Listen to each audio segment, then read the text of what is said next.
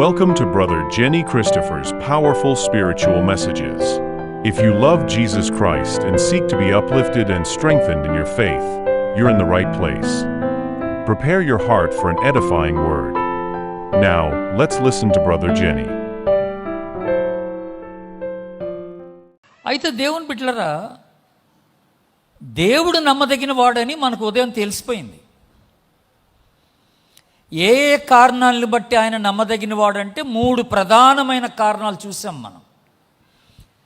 ఆయన మొట్టమొదటి మాట, నేను ఒక మాట చెప్పాను మీకు. ఆయన ఏమని చెప్పాను నేను? మార్పు లేనివాడు, అన్చేంజింగ్ గాడ్ అనే మాట. రెండవది, ఆయన అన్ని ఎరిగిన దేవుడు, ఆమ్నిసియంట్ గాడ్, ఆల్ నోయింగ్ గాడ్ అనే మాట మనం మాట్లాడుతున్నాం.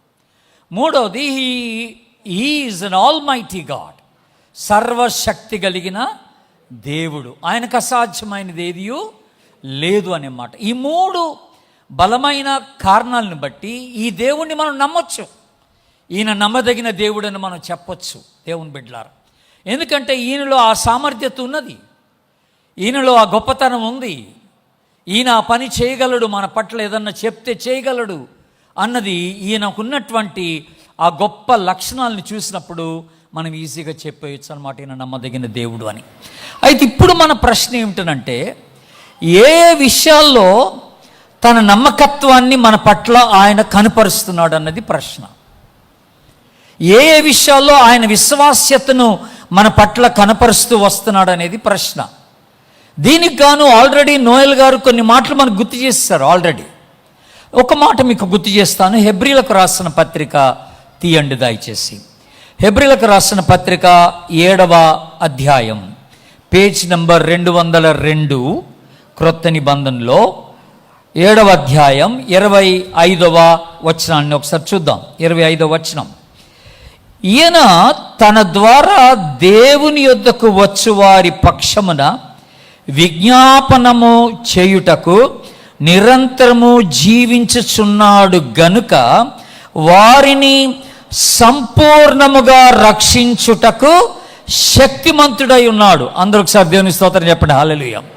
ఏమిటంటే ఇక్కడ చెప్పబడిన మాట ఏంటంటే, సంపూర్ణ రక్షణ కలిగించుటకు ఈయన శక్తి కలిగిన వాడై ఉన్నాడు.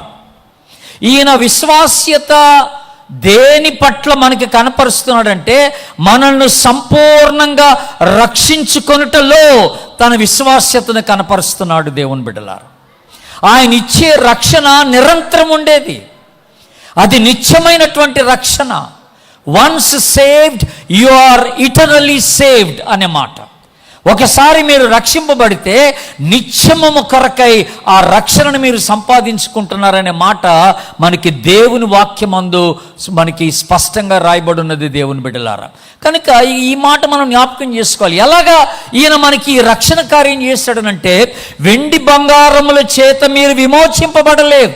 1 పేతురు 1వ అధ్యాయం 18-19 వచనాల్లో, వెండి బంగారముల చేత మీరు విమోచింపబడలేదు, కానీ అమూల్యమైన ప్రశస్తమైన గొర్రెపిల్ల రక్తమును బట్టి మీరు విమోచింపబడ్డారు. దేవునికి స్తోత్రం చెప్పండి, హల్లెలూయా. ఆయన మనందరి నిమిత్తమై తన ప్రశస్తమైనటువంటి రక్తాన్ని చిందించి కార్చి, ఆ లాస్ట్ బొట్టు వరకు తన రక్తాన్ని చిందించి మనకి గొప్ప రక్షణ ఆయన సంప్రాప్తి చేసినటువంటి వాడుగా మనకు కనపడుతున్నాడు. ఆయన విశ్వాస్యత దేని విషయంలో మనకి మొట్టమొదటిగా కనపరచబడిందనంటే, ఆయన మనకు అనుగ్రహించినటువంటి రక్షణను బట్టి ఆ రక్షణ విషయంలో ఆ విశ్వాస్యత మనకి కనపరచబడింది. అందుకనే దేవుడు అపోస్తల కార్యం 20:28 అంటాడు, దేవుడు తన స్వరక్తమిచ్చి సంపాదించిన సంఘం. ఈరోజు దేవుని యొక్క సంఘముగా, సార్వత్రిక సంఘముగా మనం ఉంటున్నామంటే ఇది ఆయన రక్తమును బట్టి జరిగినటువంటి కార్యము. దేవుని బిడ్డలారా, ఇది మనం గుర్తుపెట్టుకోవాలి. ఒక గొప్ప మిషనరీ గారు ఒక మాట అన్నాడు. ఆయన ఏమన్నాడంటే, ఈ భూమి మీద నువ్వు ఒక్కడివే ఉన్నా, ఈ భూమి మీద నువ్వు ఒక్కదానివే ఉన్నా యేసు ప్రభు నీ కోసం వచ్చి చనిపోయేవాడట. దేవునికి స్తోత్రం చెప్పండి, హల్లెలూయా. కనుక అంత గొప్ప ఆలోచన, ఈ రక్షణ కార్యాన్ని గురించిన ఆలోచన ప్రభుకి మనందరి పట్ల ఉంది. ఈ రోజున ప్రపంచంలో కోట్ల కొలది ప్రజలు ఉండబట్టి ఆయన వచ్చి ప్రాణం పెట్టలే. ఇంతమంది ఉన్నారు గనక, ఇంతమంది నశించిపోతున్నారు గనక నేను ప్రాణం పెడితే బెటర్ అని అనుకోలేదు ఆయన. నువ్వు ఒక్కదానివే ఉన్నా, నువ్వు ఒక్కడివే ఈ భూమి మీద ఉన్నా ఆయన నీ కోసం వచ్చేవాడు అన్నటువంటి మాట, అది గొప్ప మాట దేవుని బిడ్డల. కనుక ఆయన ప్రేమ లాంటిది మన పట్ల. ఆయన విశ్వాస్యతని ఎక్కడ కనపరుచుకున్నాడు మొట్టమొదటంటే మనం రక్షించుటలో, మన కోసం ప్రాణం పెట్టడంలో, మన కోసం ఆయన ప్రశస్తమైన రక్తాన్ని చిందించుటలో ఆయన విశ్వాస్యతని మన కొరకై ఆయన కనపరుచుకున్నట్టుగా మనం చూస్తున్నాం దేవుని బిడ్డ. రెండవది దేని విషయంలో ఆయన విశ్వాస్యత మన పట్ల కనపరిచాడంటే, ఇందాక నోయల్ గారు మాట్లాడుతూ ఒక మాట అన్నాడు, 1 యోహాను 1:9, ఇదంతా మనకి కంటతొచ్చిందే.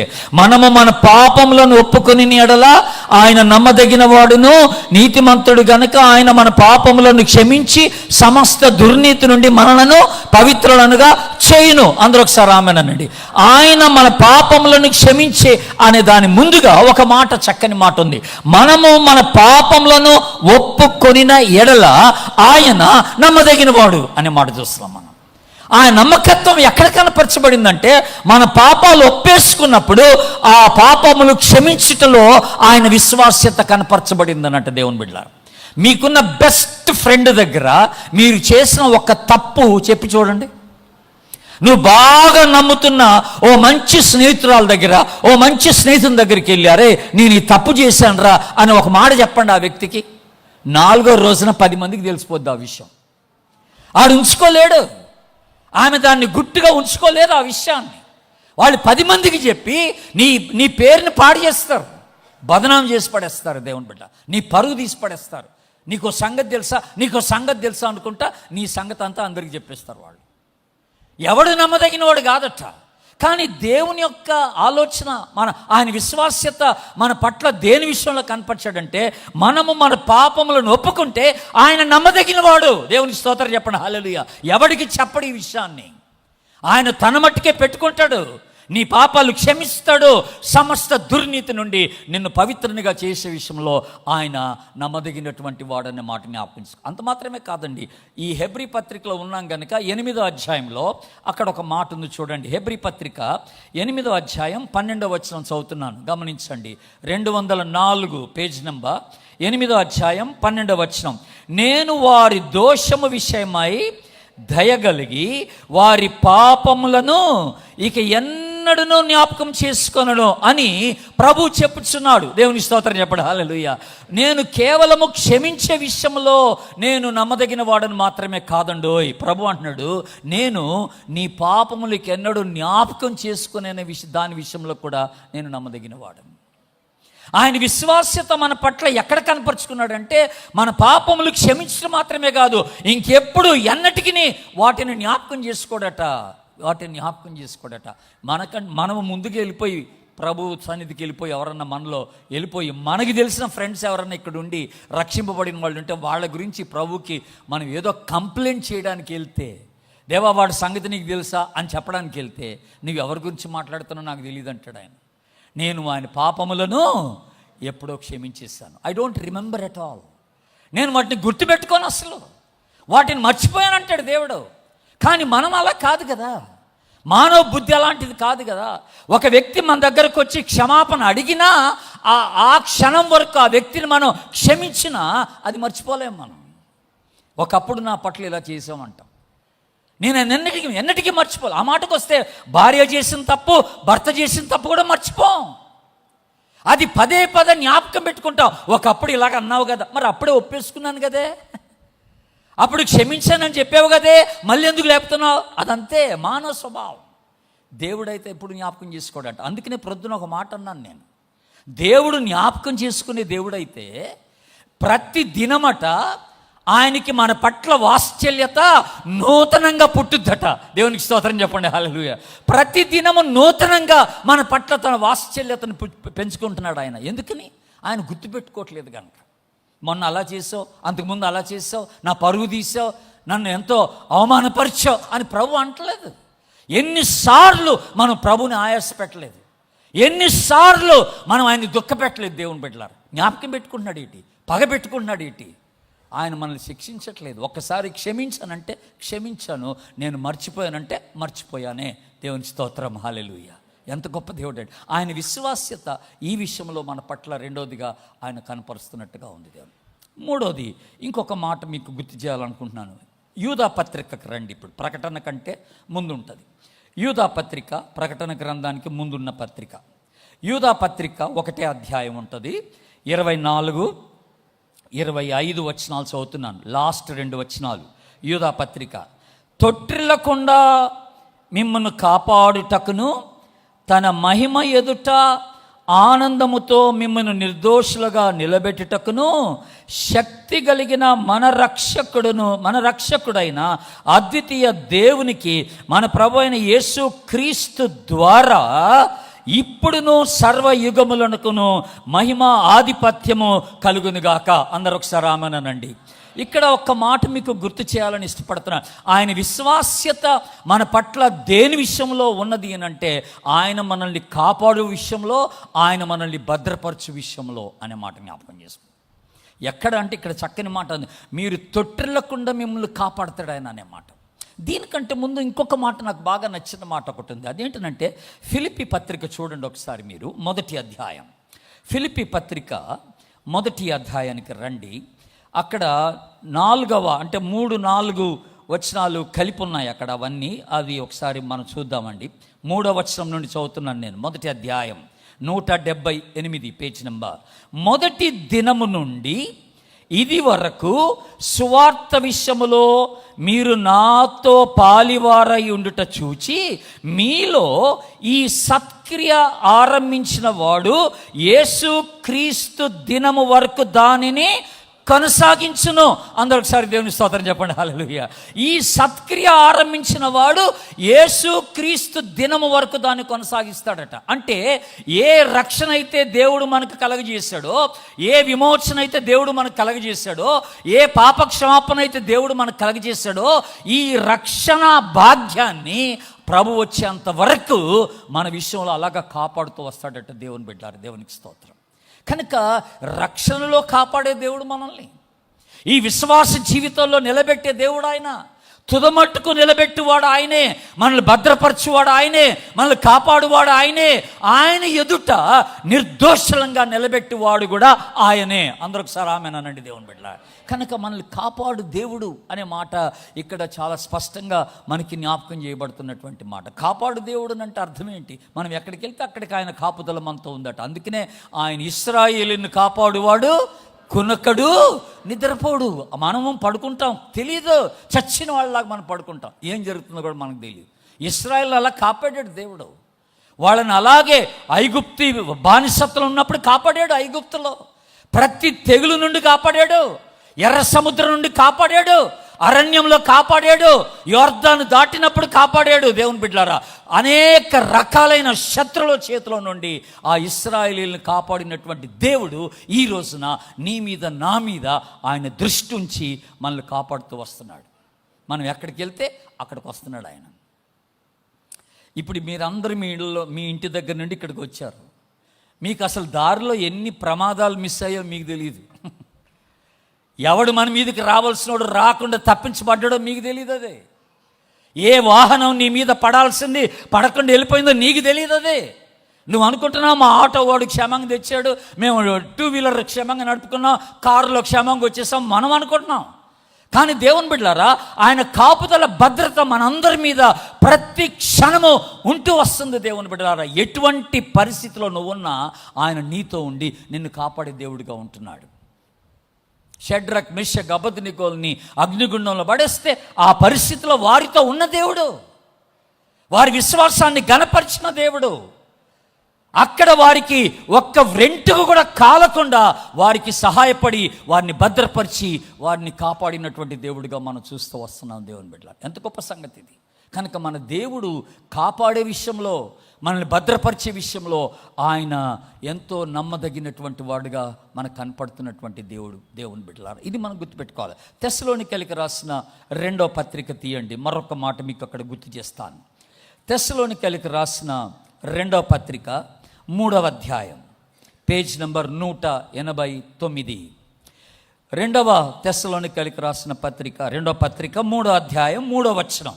నేను 3వ వచనం చదువుతున్నా. అయితే ప్రభువు నమ్మదగినవాడు. ఈ మాట అందరూ అనండి, ప్రభువు నమ్మదగినవాడు. మళ్ళీ చెప్పండి, ప్రభువు నమ్మదగినవాడు. ఆయన మిమ్మును స్థిరపరచి ఎక్కడి నుంచి కాపాడతాడంట? దుష్టత్వము నుండి మిమ్మల్ని కాపాడును. హలో, దుష్టత్వం నుండి మిమ్మల్ని కాపాడు. ఎంత చక్కని మాట ఆయన. అంటే దుష్టుడు మన మీద ఎప్పుడు ఒక దృష్టి పెట్టి ఉంచుతాడు. గర్జించు సింహం వల్లే మీ అపవాది మీ పట్ల ఒక కన్నేసి పెట్టాడంట. వాడు మిమ్మల్ని చూస్తున్నాడట. ఎప్పుడు ఈ విశ్వాసాన్ని పడేయాలా, ఎప్పుడు నాశనం చేయాలా, ఎప్పుడు చంపేయాలా అని వాడి దృష్టి మన మీద ఎల్లప్పుడూ పెట్టించాడు.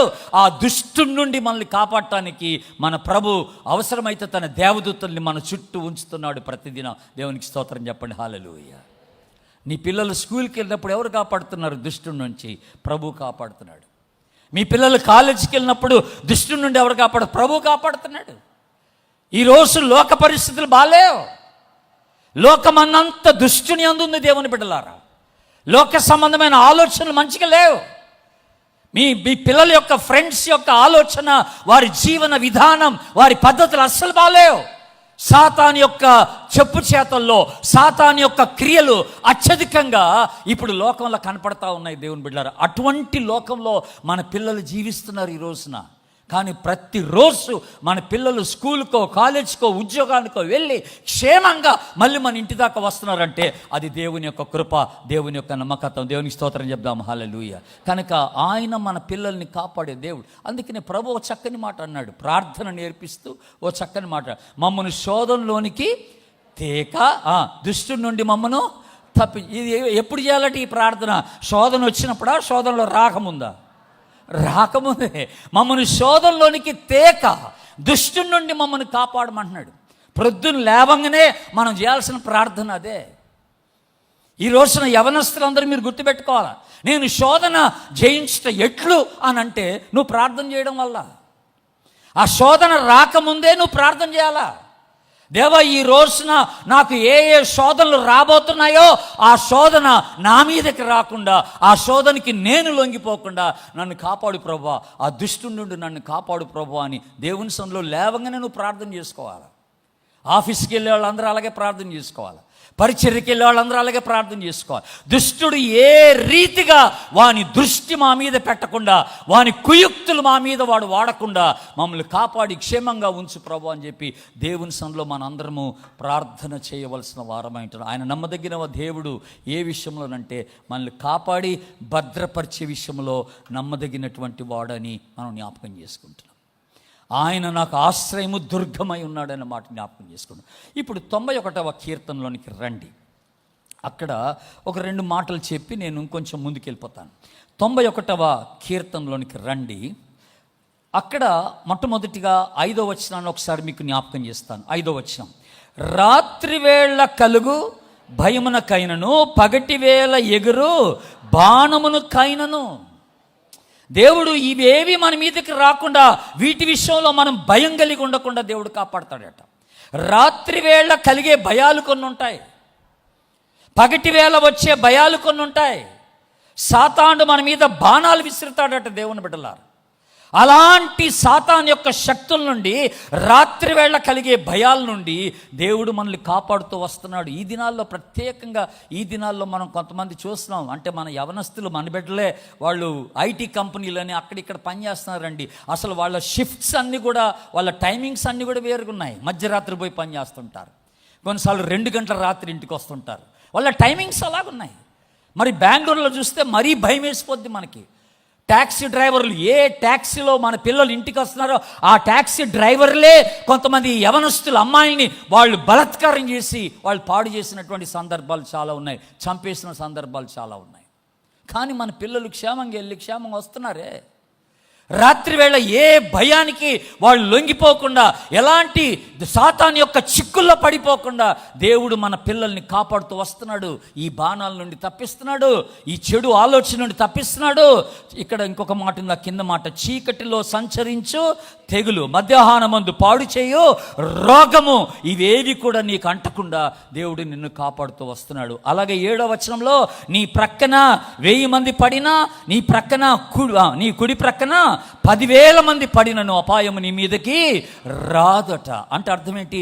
శత్రువులు నీ మీదకి ఎగేసుకొని వచ్చినా నిన్ను ఎవడేం చేయలేడు అన్నాడు. అందరూ ఆమెనండి. నిన్ను ఎవడే, దేవుడు మన పక్షమున ఉండగా మనకి విరోధి ఎవడట. 1 + God ఈజ్ ఎ మెజారిటీ అని అన్నారు. నువ్వు ప్లస్ దేవుడు అదే పెద్ద సంఖ్య. ఇక నీతో ఎవరు ఉండాల్సిన పనే లేదు. ఆమెనండి అందరూ ఒకసారి. అంతే, నీతో ఎవడు ఉండాల్సిన పని లేదు. నీ పిల్లలకి నువ్వు చెప్పాల్సింది ఇదే, నీ కుమారునికి నువ్వు కుమార్తెకి నువ్వు చెప్పాల్సింది ఇదే. మేము ఎప్పుడు నీతో ఉండం, దేవుడే ఎప్పుడు నీతో ఉండేవాడు, కాపాడేవాడు ఆయనే. మా పిల్లలు ఇంకా చిన్నగా ఉన్నప్పుడు, నాకు 2 అమ్మాయిలు, వాళ్ళు ఇప్పుడు ఉద్యోగాలు చేస్తున్నారులేండి. వాళ్ళు ఇంకా చిన్నగా ఉన్నప్పుడు ఒక రోజున సోఫాలో అటొకళ్ళు ఇటొకళ్ళు నా పక్కన కూర్చొని ఉన్నారు. నేను వాళ్ళతో మాట్లాడుతూ ఒక మాట అన్నాను. నేను మా పిల్లలతో ఏమన్నానంటే, అమ్ముడు, మమ్మీ డాడీ ఎప్పుడు మీతో ఉండరు కనుక మీరు గుర్తుపెట్టుకోండి, మీకు ఏ అవసరం ఉన్నా యేసు ప్రభువుకి చెప్పుకోండి, ఆయన ఎప్పుడు మీతో ఉంటాడు అని చెప్తే, అప్పుడు మా చిన్నది ఇంకొంచెం చిన్నగా ఉంది. అప్పుడు అది ఏముందంటే, మీరిద్దరు ఎడిపోతారని అడిగింది. ఎప్పుడు మమ్మీ డాడీ మీతో ఉండరంటే మీరిద్దరు ఎడిపోతారని అడిగింది. అది అప్పుడు తెలియక నేను అన్నాను, మేము పోవడం కాదు మీరే పోతారన్నాను. మీరు పెళ్లి చేసుకొని పోతారు అమ్ముడు, మా దగ్గర ఉండరు. మీరు పెళ్లి చేసుకొని మీ ఇళ్ళకి వెళ్ళిపోతారు, మీ అత్తగారింటికి మీ భర్తతో వెళ్ళిపోతారు. మీరు ఎక్కడున్నా ఆయన మీతో ఉండే దేవుడు. ఆమెనండి. ఆయన మిమ్మల్ని కాపాడుతాడు, ఆయన మిమ్మల్ని పోషిస్తాడు, మిమ్మల్ని నడిపిస్తాడు, మీకు కావలసిన ప్రతి అవసరాన్ని ఆయన తీరుస్తాడు. ఆమెనండి. ఆ విషయంలో ఆయన నమ్మదగినటువంటి దేవుడు, ఆయన నమ్మదగినటువంటి దేవుడు. కనుక మన పిల్లలకి ఇదే నేర్పాల. మన పిల్లలకి ఇదే నేర్పాల. నీ జీవితంలో నీకు ఉద్యోగం ఉన్నా లేకపోయినా, ఓ సొంత ఇల్లు ఉన్నా లేకపోయినా, నీకు ఒక మంచి స్థాయి ఉన్నా లేకపోయినా, నీకు బ్యాంకులో డబ్బులున్నా లేకపోయినా, నిన్ను రక్షించి నీ కోసం ప్రాణం పెట్టిన ప్రభు నీతో ఉండేటట్టుగా చూసుకోనాలి. అందరూ ఆమెనండి ఒకసారి. ఆ ప్రభు నీతో ఉంటే అసలు నువ్వు భయపడాల్సిన అవసరం లేదు. ఆయన నమ్మదగిన దేవుడు, ఆయన నమ్మదగిన దేవుడు. ఆయన అన్ని విషయంలో ఆయన చూసుకుంటాడనే మాట ఎంత గొప్ప మాట అండి. అందుకనే యెషయా గ్రంథంలో చక్కని మాట ఉంది. యెషయా మనందరికీ తెలిసిన మాటే. యెషయా గ్రంథం 54వ అధ్యాయం మనకు తెలిసిందే. 17వ వచనం, నీకు విరోధముగా రూపింపబడిన ఏ ఆయుధమును వర్ధిల్లదు. అందరూ ఒకసారి గట్టిగా ఆమేనండి. నీకు విరోధముగా రూపింపబడిన ఏ ఆయుధమో వర్ధిల్లు. ఎంతమంది ఎన్ని పన్నాగాలు వేసినా, దుమ్మెత్తు పోసినా, కోర్టుకి వెళ్తానని బెదిరించినా, పోలీస్ స్టేషన్కి వెళ్తానని బెదిరించినా, ఎవ్వడు ఏమీ చేయలేడట నిన్ను. ఆమెనండి అందరూ ఒకసారి. ఆయన కాపాడే దేవుడు, కాపాడే విషయంలో ఆయన నమ్మదగిన వాడు. ఆయన విశ్వాసతను మన పట్ల కనపరుచుకుంటున్నాడు. అయితే ఇప్పుడు 91వ కీర్తనలోకి రండి. ఇప్పుడు అక్కడ నేను మీతో కొన్ని మాటలు మాట్లాడాలని ఇష్టపడుతున్నాను. ఈ విశ్వాస్యత, ఇప్పుడు మనం 3 విషయాల్లో దేవుని యొక్క నమ్మకత్వాన్ని చూసాం. మనం దేవుడు ఏ విషయాల్లో ఆయన మన పట్ల ఈ విశ్వాస్యతను కనపరుస్తాడో నేను మాట్లాడుతూ మొదటి మాట ఏమన్నానంటే, మనల్ని రక్షించుకునే విషయంలో ఆయన విశ్వాస్యతను కనపరుచుకున్నాడని చెప్పాను. రెండోది, మన పాపాలు క్షమించి వాటిని ఇంకెప్పుడు జ్ఞాపకం చేసుకోకుండా ఉండే విషయంలో ఆయన తన విశ్వాస్యతను కనపరుచుకున్నాడని మీకు జ్ఞాపకం చేశారు. మూడవదిగా, ఆయన మనల్ని కాపాడుతూ భద్రపరుస్తూ వస్తున్నటువంటి విషయంలో, వచ్చే విషయంలో కూడా ఆయన తన విశ్వాస్యతను ఆయన నిలబెట్టుకున్నాడు, కాపాడుకున్నాడు అనే మాట జ్ఞాపకం చేస్తూ వచ్చాను. అయితే ఇప్పుడు ప్రశ్న ఏంటంటే, దేవుని బిడ్డలారా, ఈ విశ్వాస్యత ఈ రోజున నీ పట్ల దేవుడు కనపరచాలంటే, ఆయన కాపుదల, ఆయన భద్రత నీకుండాలంటే దీనికి కొన్ని కండిషన్స్ ఉన్నాయి. దేవుని విశ్వాస్యతను మనం అనుభవించడానికి కొన్ని షరతులు ఉన్నాయి. ఎవడికంటే ఆడికి దేవుడు తన విశ్వాస్యతను కనపరచడు. దేవుని బిడ్డలారా, దానికి కొన్ని షరతులు ఉన్నాయి. ఒక 3 షరతులు ఇక్కడే ఈ 91వ కీర్తన రాయబడిన 3 షరతులు నేను మీకు జ్ఞాపకం చేసి నేను ముగిస్తాను. దేవుని బిడ్డారు, 3 షరతులు రాస్తారు ఇక్కడ. చక్కని మాటలు మనం గుర్తు చేసుకుందాం. 91వ కీర్తన నేను మొదటి వచనం చదువుతున్నాను, జాగ్రత్తగా వినండి. మొదటి వచనం, మహోన్నతుని చాటున నివసించువాడే సర్వశక్తుని నీడను విశ్రమించువాడు. అందరూ ఒకసారి ఆమేనండి. ఎంత చక్కని మాట. దేవుని యొక్క విశ్వాస్యత నువ్వు అనుభవించాలంటే ఫస్ట్ ఆఫ్ ఆల్ నువ్వు చేయాల్సినటువంటి మొట్టమొదటి పని ఏమిటనంటే, దేవునితో ఒక సన్నిహితమైనటువంటి సంబంధంలోనికి నువ్వు రావాలి. అందరూ ఆమేనండి. దేవునితో సంబంధం కావాలా? ఇక్కడ చెప్పబడిన మాట ఏంటంటే మహోన్నతుని చాటున నివసించుట అని అన్నాడు. దాని అర్థం ఏంటంటే దేవుని సన్నిధికి వచ్చి ఆయనతో నువ్వు సన్నిహితంగా సహవాసం చేయడం, ఆయనతో అంటుకట్టుబడి ఉండటం, కాన్స్టెంట్గా ఎడతెగని రీతిలో ఆయనతో నీ సంబంధం ఉండాలంటున్నాడు ప్రభు. ఆయన సన్నిధిలో గడిపే అనుభవం నీకు ఉండాలా, ఆయన సన్నిధిలో కనపడే అనుభవం నీకు ఉండాలా. దేవుడు ఎవరి మీద తన యొక్క విశ్వాసతను కనపరుస్తాడంటే ఎవరైతే ఆయన సన్నిధిని ప్రేమిస్తూ ఉంటారో వారి పట్ల తన విశ్వాస్యతను కనపరుస్తాడన్న మాట జ్ఞాపకం చేసుకో. ఇది మొదటి కండిషన్. దేవుని బిడ్డలారా, దేవునితో ఈ రాత్రి వేళ నీకున్న సంబంధం ఎలాగుందని అడుగుతున్నా. దేవునితో నీకున్న సంబంధంలో నువ్వు ఎలాగ నడుచుకుంటున్నావని అడుగుతున్నా నేను. నీ ప్రార్థనా జీవితం ఎలాగుండింది? దేవుని యొక్క వాక్యాన్ని ధ్యానించే ఆ అనుభవం ఎలాగుంది నీకు? ఈ గడిచిన 2025 సంవత్సరంలో నువ్వు ప్రార్థనలో ఎంత ఎదిగావు? ఎక్కడెక్కడ పడిపోయావు? విశ్వాస జీవితంలో ఎంత ఎదిగావు? దేవుని సన్నిధిలో ఎంత సమయాన్ని గడిపావు? వాక్యాన్ని ఎంత ధ్యానించావు? ఎన్ని వారాలు నువ్వు ఆరాధనకి రాగలిగావు? ఎన్ని వారాలు ఆరాధన పోగొట్టుకున్నావు, మిస్ అయిపోయావు? ఒకసారి ఆలోచన చేసుకో. నీ సంబంధం పెరిగిందా, దేవుని పట్ల నీ సంబంధం తగ్గుతూ వచ్చిందా అనేది ఒక ప్రశ్న. కనుక దేవుడు నీ పట్ల తన విశ్వాస్యతను కనపరచాలని నువ్వు ఆశపడితే నువ్వు చేయాల్సిన మొట్టమొదటి ఏంటంటే ఎడతగని ఒక సంబంధం దేవునితో నువ్వు ఏర్పాటు చేసుకోవాలి. అందరూ ఆమేనండి. అది ప్రార్థన ద్వారా, దేవుని యొక్క వాక్యాన్ని ధ్యానించడం ద్వారా. A deeper commitment with God is very necessary. దేవునితో ఒక లోతైనటువంటి ఒక సమర్పణ, ఒక సన్నిహితమైన సంబంధం దేవునితో నువ్వు కలిగి ఉండటానికి ప్రయత్నం చేయాలి. నేను న్యూ ఇయర్ రోజున, అంటే 31st రోజున చాలామంది నాకు మెసేజ్లు పంపుతా, హ్యాపీ న్యూ ఇయర్ అని, బ్లెస్డ్ న్యూ ఇయర్ అని, అది ఇదని మెసేజ్లు పంపుతూ ఉంటే నేనేం చేశానంటే ఆలోచించి ఈ మెసేజ్లు పంపిన వాళ్ళందరికీ విష్ యూ ద సేమ్ అంటుంటారు కదా, అట్లా అనకుండా నేను ఒక 6-7 ప్రశ్నలు రాశాను అందరికీ. ఒక 6-7 ప్రశ్నలు పంపించా. అదేంటనంటే ఆ ప్రశ్నలో కొన్ని ప్రశ్నలు ఎలాగున్నాయంటే, నేను పంపించిన ప్రశ్నలు, నీవు అంటే have you lived your life well? 2025 సంవత్సరంలో నువ్వు సరిగా జీవించావా అనేటువంటి ఒక ప్రశ్న. నీ జీవితము ప్రభువుకి సంతోషాన్ని తెచ్చిందా? అది మరో ప్రశ్న. నీ విశ్వాస జీవితం, నీ ప్రార్థనా జీవితంలో నువ్వు ఎదిగావా, తగ్గావా? అది మరో ప్రశ్న. నీ కుటుంబ విషయంలో, నీ సంఘం విషయంలో నీవు నమ్మకంగా ఉన్నావా, నమ్మకత్వాన్ని కోల్పోయావా? అది మరో ప్రశ్న. నీ జీవితము గడిచిన సంవత్సరంలో ఇతరులకు ఆశీర్వాదకరంగా ఉండిందా లేదా? ఏ విషయాల్లో నువ్వు సరి చేసుకోవడానికి ఇష్టపడుతున్నావు ఈ సంవత్సరంలో అని ఒక 6-7 ప్రశ్నలు రాసి మనందరము వీటి గురించినటువంటి ఒక ఇంట్రాస్పెక్షన్, మనల్ని మనమే పరిశీలించుకోవడం అవసరం అని చెప్పి నా ఫ్రెండ్స్ అందరికీ నేను ఈ మెసేజ్ పంపాను. 6-7 ప్రశ్నలు రాసి పంపించాను. దేవుని బిడ్డలారా, గడిచిన సంవత్సరం నీ ప్రార్థనా జీవితం ఎలాగుండింది? దేవునితో నీ సంబంధం ఎలాగుండింది? వాక్యాన్ని ఎంత ధ్యానం చేస్తూ ఉన్నావు? అదేటో కానీ నాకు తెలియకుండా ఏం జరిగిందంటే, పోయిన సంవత్సరంలో ప్రతి సోమవారం మా ఊరు ఖమ్మం అండి. మేము బెంగళూరులో ఉంటున్నాం, 20 సంవత్సరాలుగా బెంగళూరులో ఉంటున్నాం. మా సొంత ఊరు ఖమ్మమే. ఖమ్మంలో ఉన్న యవనస్తులందరూ ఏం చేశారంటే, అన్న నువ్వు ఎక్కడున్నా సరే మాకు బైబిల్ స్టడీలు తీసుకోవాలన్నా అన్నారు. అంటే తీసుకుంటాను అన్నాను. అన్న తర్వాత వాళ్ళు అన్నారు, ప్రతి సోమవారం మాకు బైబిల్ స్టడీ తీసుకోండి 1 గంట సేపు అని అన్నారు. ఆన్లైన్లో తీసుకుంటానన్నాను. అన్న తర్వాత వాళ్ళు నాతో అన్నది ఏంటంటే, ఆది కాండం నుండి ప్రకటన గ్రంథం వరకు నువ్వు ప్రతి అధ్యాయాన్ని మనం స్టడీ చేద్దామన్నా అన్నారు. నేను దాని గురించి ఆలోచించి, అలాగైతే కుదరదురా, మీ అందరికి బోరు కొట్టిపోద్ది, అట్లా వద్దులే కానీ ఓ పని చేద్దామన్నాను. నేను ప్రతి వారం 1 గంట సేపు ఒక్కొక్క పుస్తకాన్ని ధ్యానం చేస్తానన్నాను. వారానికి ఒక పుస్తకం, వారం ఒక పుస్తకం కంప్లీట్ చేద్దాం అన్నాను. 1 గంటలో ఆది కాండం అంతా చెప్పేస్తాను, దాంట్లో ఉన్నది ఏంటనేది. మరో గంటలో మరొక నిర్గమకాండంలో ఉన్నదంతా ఏంటో చెప్పేస్తాను. మరొక వారానికి 1 గంటే. అలాగా 66 పుస్తకాలు, 66 వారాలు. దేవునికి స్తోత్రం చెప్పండి, హల్లెలూయా. ఇలాగ చేస్తాం, ఈ స్టడీ చేద్దాం. ఇదంతా చేసిన తర్వాత మీకు ఒక అవగాహన వస్తుంది, బైబిల్లో ప్రతి పుస్తకాన్ని గురించిన ఒక అవగాహన వస్తుంది. అప్పుడు చాలా బాగుంటుంది ఈ స్టడీ. తర్వాత మనం అవసరమైతే లోతుగా అధ్యాయం మనం పఠించుకుందాం అన్నాను. వాళ్ళకి చెప్పనైతే చెప్పాను కానండి, ఇక ఆ తర్వాత శ్రమ నాకు ఏంట్రా అంటే ప్రతి పుస్తకాన్ని క్షుణ్ణంగా చదవాల్సి వచ్చింది నేను. ఇప్పుడు ఆదికాండం అంటే ఉన్న 50 అధ్యాయాలు చదవాల్సి వచ్చేసింది.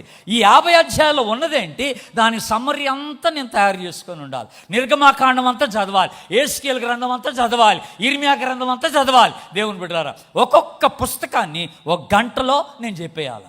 అది ఎంత పని జరిగింది, నాకు ఎంత మేలైంది. దేవునికి స్తోత్రం, హల్లెలూయా. నువ్వు ఎన్ని పుస్తకాలు చదివావు? ఎన్ని అధ్యాయాలు చదివావు పోయిన సంవత్సరం 2025లో? నీ సంబంధం దేవునితో ఎలా ఉండేవని అడుగుతున్నాను నేను. నువ్వు విశ్వాసమేనా? దేవుణ్ణి ప్రేమిస్తున్నావా? దేవుని పెట్టారా, తర్వాత మాట్లాడతాను ప్రేమ గురించి, ఇప్పుడు కాదులే, ఆగండి. కానీ దేవునితో మన సంబంధం చాలా అవసరమైతే. ఆయన విశ్వాస్యత మన పట్ల ఎప్పుడు ఉంటుందంటే, మనం ఆయనతో ఒక సన్నిహిత సంబంధంలో ఎదిగినప్పుడు, నిజంగా మనం ఆయన సన్నిధిని ప్రేమిస్తున్నామని ఆయనకు తెలిసినప్పుడు, తన విశ్వాస్యతను మన పట్ల ఎంతో అద్భుతంగా ఆయన కనపరిచే దేవుడిగా ఉంటున్నాడని మనకి జ్ఞాపకం చేయబడతాం. ఇది మొదటి విషయం.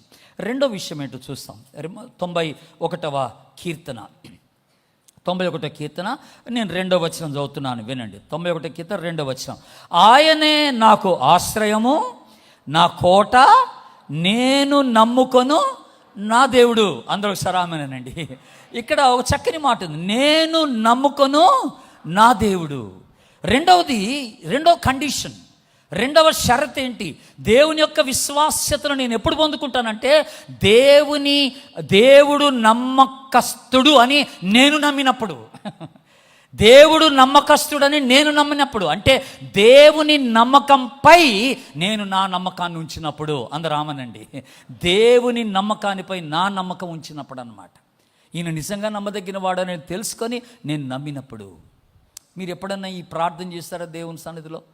ప్రొద్దున లేచి, దేవా నిజంగా నేను నిన్ను నమ్ముతున్నాను, నువ్వు నన్ను బాగు చేస్తావని నమ్ముతున్నాను, నాకు నడిపింపిస్తావని నమ్ముతున్నాను, నా పిల్లల్ని ఎక్కడున్నా నువ్వు రక్షించుకుంటావు, నా పిల్లల్ని కాపాడుతావని నేను నమ్ముతున్నాను, నా పిల్లలకి రక్షణ ఇస్తావని నేను నమ్ముతున్నాను, నా భర్తను రక్షించుకుంటావని నేను నమ్ముతున్నాను, నా కుటుంబ సభ్యులందరినీ నువ్వు రక్షించుకుంటావని నేను నమ్ముతున్నాను దేవా, నా అప్పులన్నీ తీర్చబడతాయి, నువ్వే తీరుస్తున్నావని నేను నమ్ముతున్నాను ప్రభా. నువ్వు ఎప్పుడన్నా అన్నావా, నా అవసరాలన్నీ నువ్వు తీరుస్తావని నేను నమ్ముతున్నాను ప్రభా అని అన్నావా ఎప్పుడన్నా?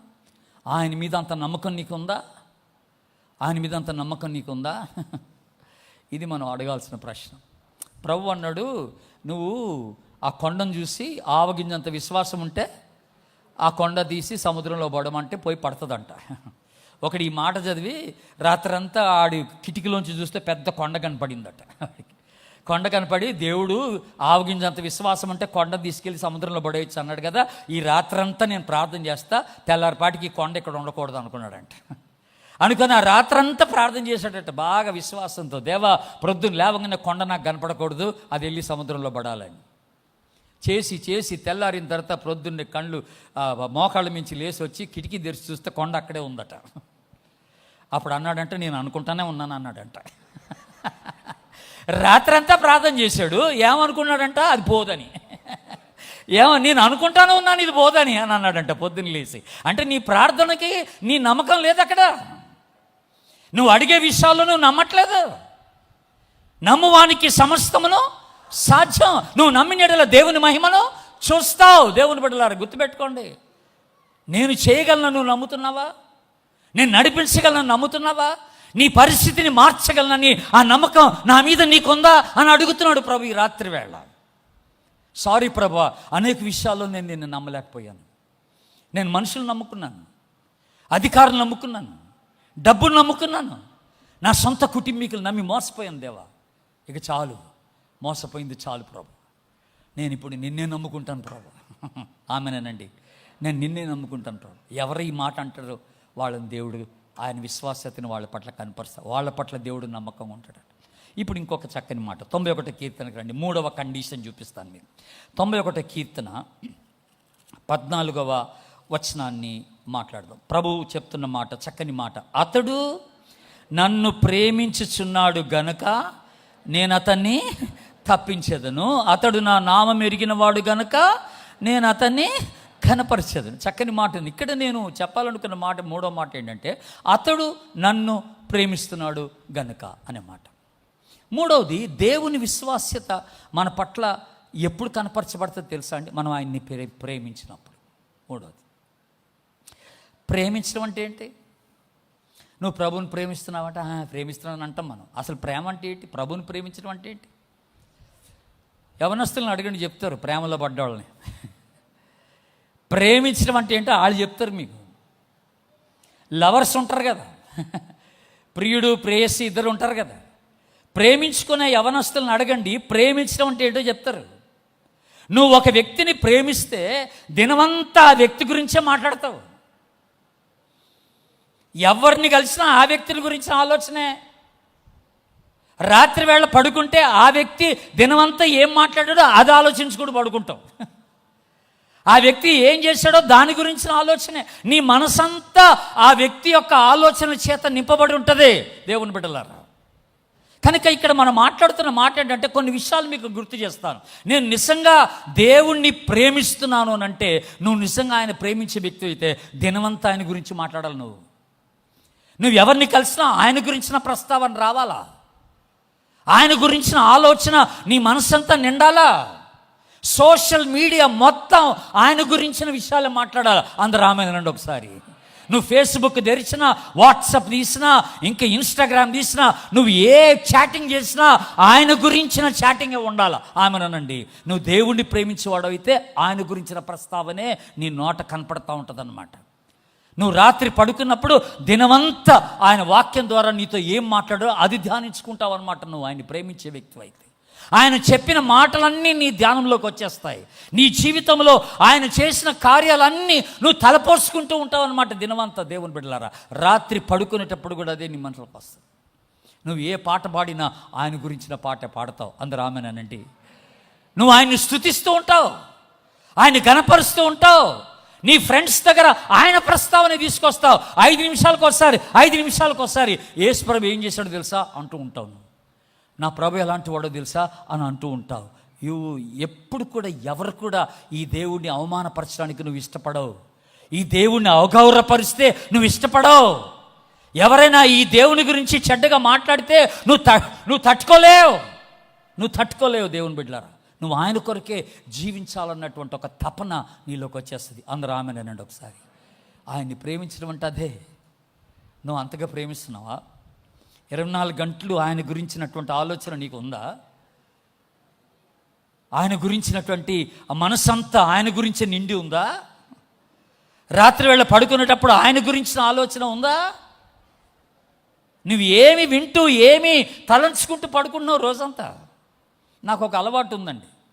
అదేంటంటే, రాత్రి 1 గంట వరకు 2 గంటల వరకు నేను ప్రసంగాలు సిద్ధపడుతూ ఉంటాను.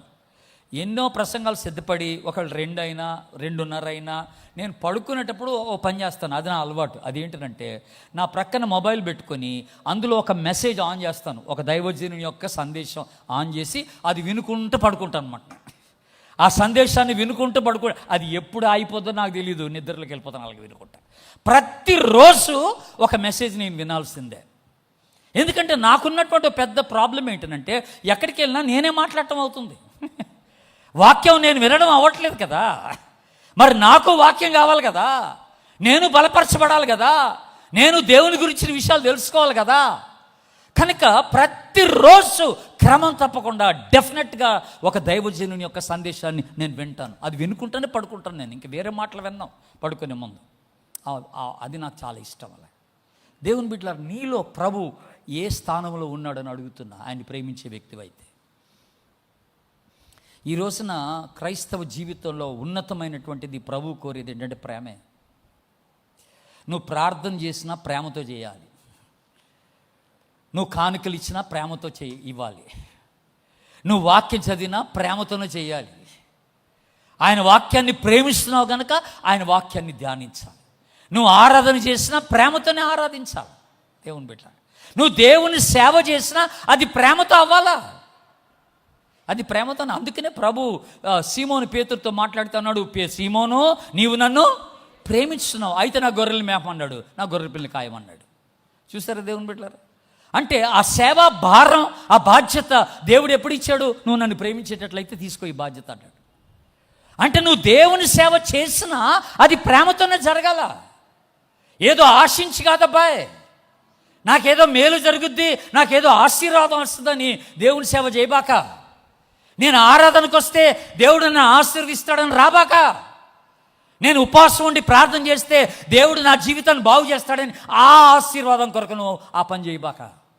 ఈరోజు నువ్వు ప్రార్థన చేసిన, ఆరాధించిన, వాక్యం చదివినా, నువ్వు దేవుని సేవ చేసిన ఒకే ఒక కారణం, నువ్వు సండే స్కూల్ తీసుకున్నా, నీ యూత్ మీటింగ్ తీసుకున్నా, ఒక సంఘ నాయకునిగా, సంఘ పెద్దగా నువ్వు ఉన్నా, ఒక పాస్టర్గా నువ్వు సేవ చేసినా, నువ్వు సేవ చేయటానికి వెనక ఉన్నటువంటి ఒకే ఒక కారణం ఏంటంటే ఆయన నీ పట్ల చేసిన కార్యానికి కృతజ్ఞత. అందరూ ఆమేనండి ఒకసారి. కృతజ్ఞత, ఇదంతే. కృతజ్ఞతగా చేస్తున్నావు, అంతేగాని ఆశించి కాదు. ఎవడైతే ఆశించి చేస్తాడో ఏం లాభం అండి అంటాడనమాట. నేను ఇంత చేస్తే నన్ను ఎవడు గుర్తించలేదు అంటాడనమాట. నేను ఇంత చేసినా నా పేరు చెప్పలేదు అంటాడనమాట. అంటే ఆడు చేసిన దాని వెనకున్న ఉద్దేశం ఏంటంటే ఏదో ఆశించి చేశాడనమాట. సంగతి అది. అందులో ప్రేమ లేదు. నీ మోటివ్ రాంగ్, నీ ఉద్దేశమే తప్పు. నువ్వు నన్ను ప్రేమించేవాడవైతే ఏమి ఆశించవు. ప్రేమకి మీ అందరికీ తెలుసు, ప్రేమకి వ్యతిరేక పదం ఏంటి? ద్వేషం కాదు, స్వార్థం. గుర్తుపెట్టుకోండి. ప్రేమకు వ్యతిరేక పదం ద్వేషం కాదు, స్వార్థం. ప్రేమ కలిగినోడు స్వార్థపరుడు అవ్వలేడు. ప్రేమ కలిగినోడు ఇస్తాడు. దేవుడు లోకమును ప్రేమించాడు కనుక తన కుమారుని ఇచ్చాడు. యేసు ప్రభు మన అందరినీ ప్రేమించాడు కనుక తన ప్రాణం ఇచ్చాడు మన కోసం. దేవుని స్తోత్రం చెప్పండి, హల్లెలూయా. ప్రేమ కలిగినోడు ఇస్తాడు కానీ తీసుకోడు. ప్రేమ కలిగినోడిలో స్వార్థం ఉండదు. దేవుని బిడ్డలారా, ఏదో చేయాలనుకుంటాడు ప్రభు కోసం. ఎలాగైనా నేను ప్రభు కోసం వాడబడాలనుకుంటాడు. కనుక ఈ రోజున దేవుని విశ్వాస్యతకు నువ్వు అర్హుడు కావాలనుకుంటే దేవుడు నీలో చూడాలనుకుంటుంది ఏంటంటే ఆయన పట్ల అధికమైన ప్రేమ. అందరూ ఆమేనండి. ఆ ప్రేమ నుండి దేవుడు ప్రేమిస్తాడు. దేవుడు వాడి పట్ల నమ్మకత్వాన్ని కనపరుస్తాడు. 3 విషయాలు చూసాం. దేవుని విశ్వాస్యత మన పట్ల ఏ ఏ విషయాల్లో కనపరచబడుతుందో 3 విషయాలు మొట్టమొదటిగా జ్ఞాపకం చేశాను. ఆ 3 విషయాలు ఏమిటన్నాను? మొట్టమొదటిగా, 1, మనల్ని రక్షించుకునే విషయంలో విశ్వాస్యతను కనపరిచాడు. 2, మన పాపాలు క్షమించి మర్చిపోయే విషయంలో తన విశ్వాస్యతను కనపరిచాడు. 3, మనల్ని కాపాడి భద్రపరిచే విషయంలో తన విశ్వాస్యతను కనపరిచాడు. అయితే దేవుని విశ్వాస్యతకు మనము యోగ్యులం అవ్వడానికి, మనం అర్హత పొందుకోవడానికి 3 షరతులు ఉన్నాయన్నాను. ఏటా 3 షరతులు? మొట్టమొదటిది ఏమని చెప్పాను నేను మీకు? ఆయనతో ఒక సన్నిహితమైన సంబంధంలోనికి రావాలి. ప్రభుతో ఒక డీప్ రిలేషన్షిప్ నువ్వు బిల్డప్ చేసుకోవాలా. ప్రార్థనలో, వాక్య విషయంలో ఆయనతో ఒక సన్నిహితమైన సంబంధంలోకి నువ్వు ఎదగాలి. 2, ఆయన నమ్మదగిన వాడని నువ్వు నమ్మాలా. ఆయన నమ్మదగిన వాడని నువ్వు నమ్మాలా. ప్రతి విషయంలో ఆయన తప్పకుండా ఈ కార్యం చేస్తాడని నువ్వు నమ్మాలా. He wants to see the trust in you. దేవుని పట్ల నమ్మకత్వం కావాలని దేవుడు ఆశపడుతున్నాడు. 3, ఆయన్ని అన్నిటికన్నా అత్యధికంగా నువ్వు ప్రేమించే వ్యక్తిగా ఉండాలని ప్రభు కోరుతున్నాడు. అలా ప్రేమిస్తే ఆయన విశ్వాస్యతకు నీవు నేను యోగ్యులమవుతామని ప్రభు జ్ఞాపకం చేస్తున్నాడు. అట్టి కృప పరిశుద్ధాత్మ దేవుడు మనందరికీ దయచేయనుగాక. Hi, thanks for watching. I hope you were blessed by the sermon. If this message touched your heart, please share your thoughts in the comments and don't forget to subscribe. Tune in every Sunday at 7 p.m. on my channel. In Christ, your brother Jenny.